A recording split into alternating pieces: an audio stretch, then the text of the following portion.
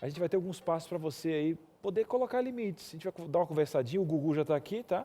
O Guguzinho está aqui, ó. Ele começou no nosso primeiro bloco, eu tinha tirado ele do lugar dele, não estava conseguindo. Mas já já a gente vai falar com ele, sabe por quê? Que a criança ela tem o quê? Uma diferença também intelectual, mas de altura. Depois já já a gente vai ter que falar na altura dele. Será que para colocar limite eu tenho que falar nos olhos da criança? Calma, não vamos antecipar. Josélia, a nossa primeira dica então, deixar as regras claras. Coloca na tela aí, ó, deixar as regras claras, que foi justamente o que o pastor colocou. Como assim deixar as regras claras? Às vezes nem o pai sabe das existências da regra e às vezes essa regra muda o tempo todo. Como que uma criança vai assimilar algo que a gente não conseguiu colocar nem para o restante da família, né? Sim.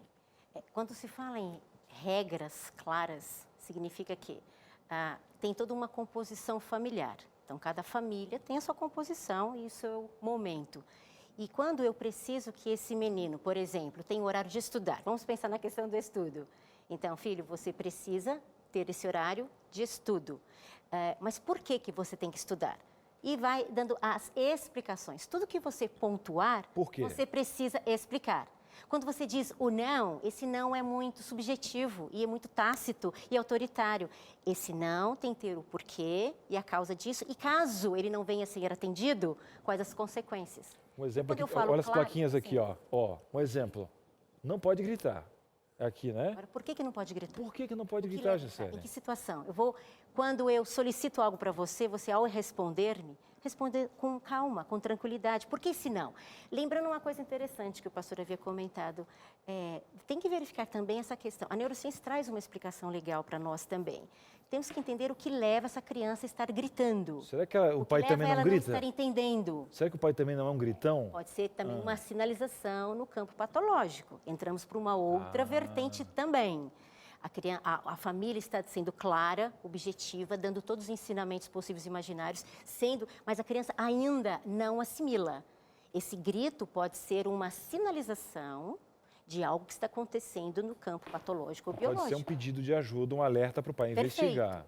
A área que nós trabalhamos no campo assim, da neurociências, que é a questão da tomada de decisão, é o córtex frontal. Aqui é responsável pela tomada de decisão, por essa autonomia, esse planejamento. E se esse menino não está ainda compreendendo, alguma coisa acontece. Então, é importante também investigar. Então, por mais que você seja claro, objetivo, dá todas as explicações, ele ainda insiste, ainda há uma irritabilidade, ainda há uma hiperatividade, ainda há uma impulsividade, preciso sim procurar alguma informação, porque algo no neurodesenvolvimento está evidenciando que existe uma situação. O exemplo está muito violento. Ele não consegue se comportar no parquinho, Sim. Reunião dos pais toda hora. O que esse comportamento, será que justamente é as regras que ela não ensinou em casa? Porque até então as regras eram só com o papai e com a mamãe, e agora tem um amiguinho que não respeita mais como a mamãe, né? Então, um exemplo, mais um quesito que tem que ser avaliado. Aqui tem várias situações, né? Ó, o porquê aqui dos brinquedos, Vou deixar né? brinquedos fora do lugar. Olha, aqui vamos ver o que temos aqui, ó. Não assistir televisão comendo? Seria Eu isso? acho que é. Refeição à frente da televisão. Na frente da TV. Por quê? Aí fala, olha, você vai ter que ter um processo de mastigação, você tem que pensar justamente a questão do sabor, aí explicar para eles, inclusive no mundo deles, o que é saciedade. Claro, você falou de forma simples. Se você chegar com algo muito técnico, como o doutor falou, é complicado.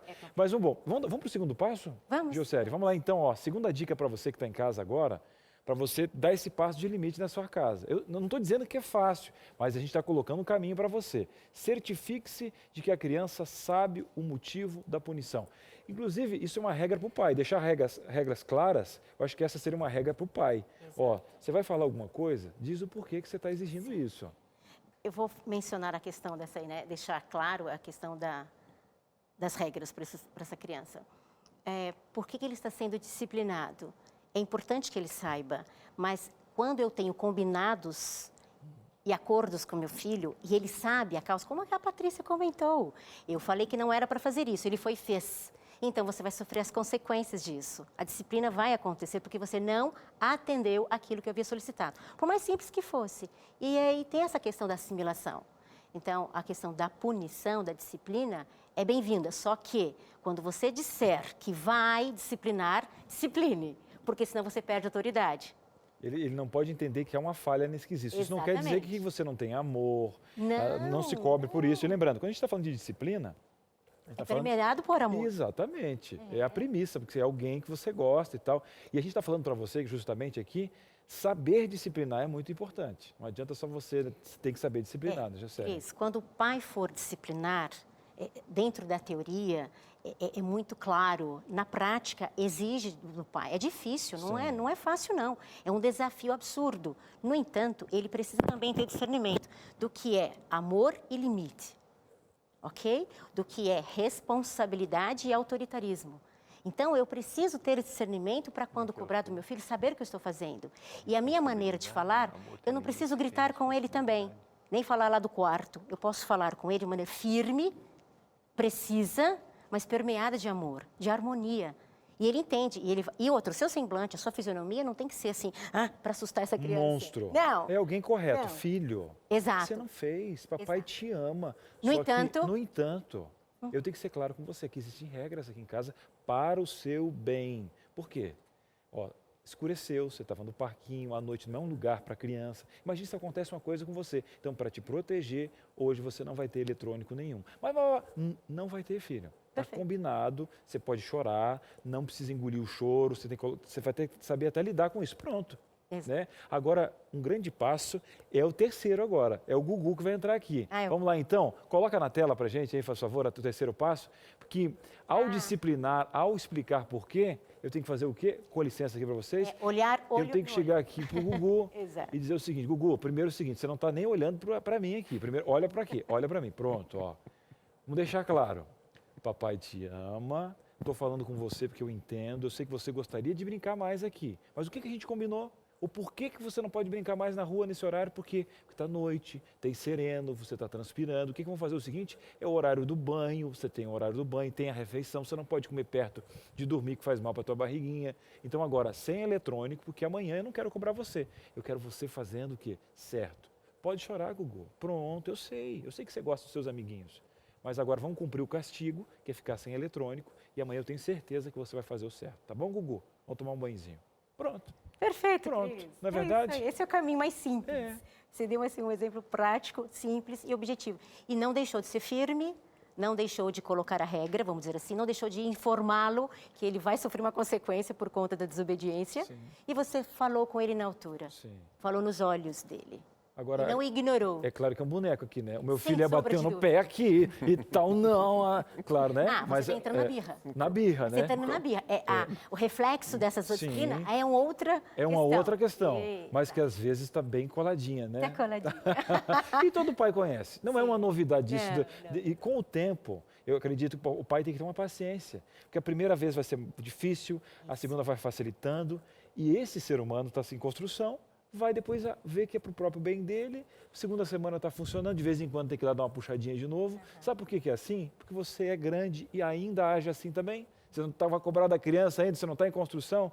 Vamos fazer o seguinte, vamos para o nosso quarto passo aqui importante. Vamos lá. Na tela, a Geocely está dando uma aula para o pessoal de casa. Cumpra as consequências estabelecidas.